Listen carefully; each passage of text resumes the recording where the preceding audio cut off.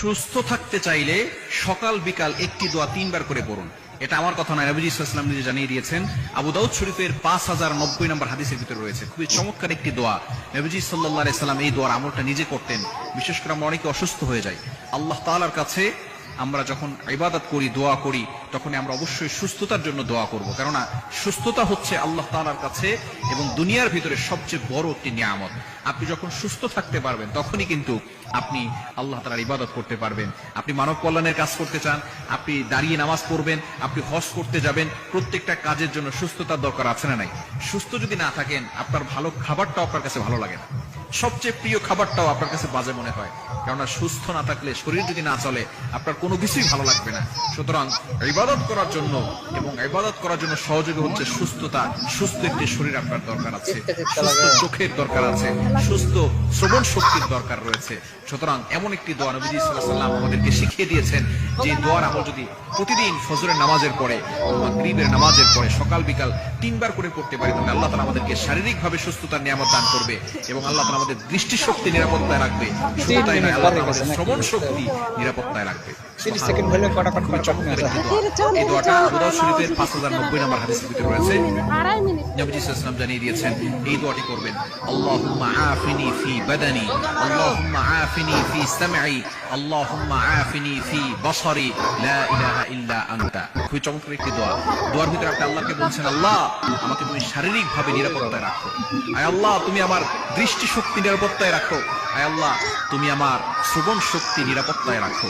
আপনি আল্লাহর কাছে সুস্থ থাকার জন্য দোয়া করছেন। এই চমৎকার দোয়া আমাদেরকে শিক্ষা দিয়েছেন আল্লাহ তাআলা নবীজি সাল্লাল্লাহু আলাইহি ওয়াসাল্লামের মাধ্যমে। আল্লাহ তাআলা নবী সাল্লাল্লাহু আলাইহি ওয়াসাল্লাম যে কথাগুলো বলতেন, নিজে থেকে বানিয়ে বলতেন, আল্লাহ তাআলা ওহীর মাধ্যমে জানিয়ে দিতেন, সেটা নবীজি সাল্লাল্লাহু আলাইহি ওয়াসাল্লাম আমাদের কাছে প্রচার করতেন। সুতরাং লা ইলাহা ইল্লা আনতা, শেষ শব্দটি হচ্ছে আল্লাহ তুমি ছাড়া কেউ নাই। লা ইলাহা ইল্লা আনতা, তুমি আমাদের প্রভু, তুমি আমাদের সৃষ্টিকর্তা। আপনি আল্লাহর কাছে দোয়া করছেন। এই দোয়াটা প্রতিদিন মাস্ট বি করবেন। ফজরের নামাজ পড়বেন, মাগরিবের নামাজ পড়ে দোয়া করবেন। জনখলেও সত্য, ফজরের নামাজের সময় দোয়া করবো কি ফজরের নামাজ পড়বো? অনেক মানুষ এমন রয়েছে, এখন যদি হাত তুলতে বলি কয়জন হাত তুলবে আল্লাহ ভালো জানে। অনেকে আমরা ফজরের নামাজ পড়ি না। ফজরের নামাজ পড়বেন। ফজরের নামাজ মানুষকে মুনাফিক থেকে মুক্ত করে। কেননা মুনাফিকের লিস্ট যদি থাকে, তাহলে সেখানে যে ব্যক্তি ফজরের নামাজ পড়বে সেই লিস্ট থেকে তার নাম কাটা হবে। আল্লাহ পাক রব্বুল আলামিন তার নামটাকে মুমিনদের খাতায় উঠিয়ে দিবেন, সে মুমিন হয়ে যাবে। সুতরাং ফজরের নামাজ যারা পড়ে না তারা হচ্ছে মুনাফিকের সাথে সাদৃশ্য। এজন্য অবশ্যই আমরা ফজরের নামাজ পড়বো। ফজরের নামাজ যে পড়বে, এবং এই সময় হচ্ছে বরকত রয়েছে। ফজরের সময় আমরা ঘুমিয়ে থাকি, যার কারণে বরকত আমাদের ঘরে থাকে না। নবীজি সাল্লাল্লাহু আলাইহি ওয়াসাল্লাম দোয়া করেছেন, আল্লাহুম্মা বারিক লি উম্মতি ফি বুকুরিহা, আয় আল্লাহ আমার উম্মতের সকালটা তুমি বরকতময় করে দাও, আমার উম্মতের সকালটা বরকতময় করে দাও।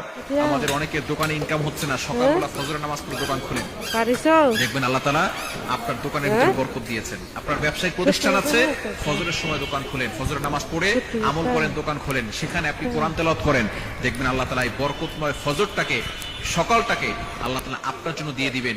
আল্লাহ তাআলা বরকত আপনার প্রত্যেকটা জায়গায় জায়গায় বরকত দিয়ে দিবেন। সুতরাং বরকত পাওয়ার জন্য ফজরের নামাজ পড়ে আমল করার দরকার আছে না নাই?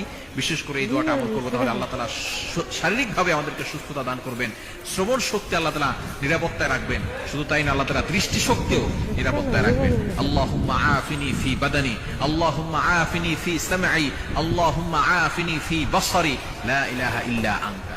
এই দোয়াটা পড়লে আল্লাহ পাক রব্বুল আলামিন শারীরিকভাবে বান্দাকে সুস্থতার নিয়ামত দান করবে, শ্রবণ শক্তি আল্লাহ তাআলা নিরাপত্তায় রাখবেন, দৃষ্টি শক্তি আল্লাহ তাআলা নিরাপত্তায় রাখবে। আল্লাহ তাআলা আমাদের সকলকে আমলটি করার তৌফিক দান করেন।